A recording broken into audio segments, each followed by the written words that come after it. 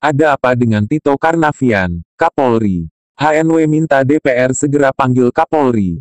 Republika Co.id, Jakarta. Wakil Ketua MPR, Hidayat Nur Wahid menilai, sikap Polri dalam mengusut kasus-kasus pidana beberapa waktu belakangan sering menimbulkan pertanyaan besar.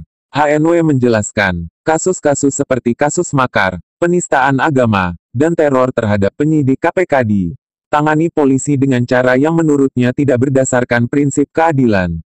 Ketika pada umat Islam gitu agresif, demo hanya bisa hingga pukul 18.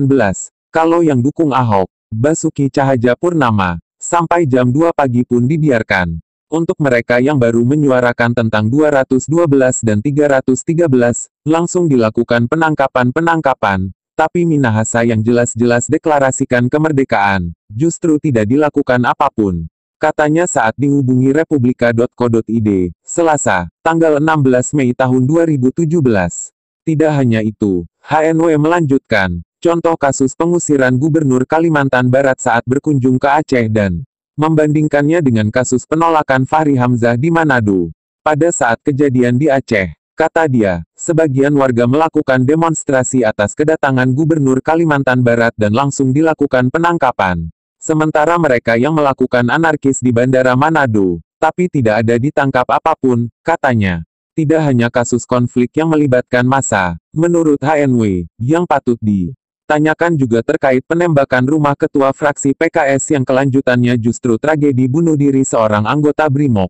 Anggota BRIMOB ditemukan tewas bunuh diri karena stres setelah dilakukan pemeriksaan terkait dengan penembakan rumah Jazuli.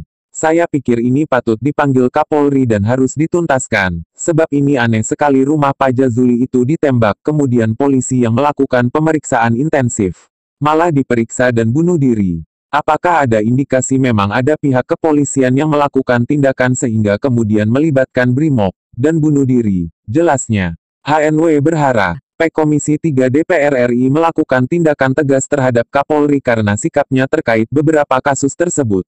Tentu patut ditanyakan sikap polisi belakangan ini yang sebagiannya menimbulkan pertanyaan besar. Agar tidak menimbulkan spekulasi yang berkepanjangan, sebaiknya Komisi 3 memanggil Kapolri untuk menanyakan banyak hal, katanya.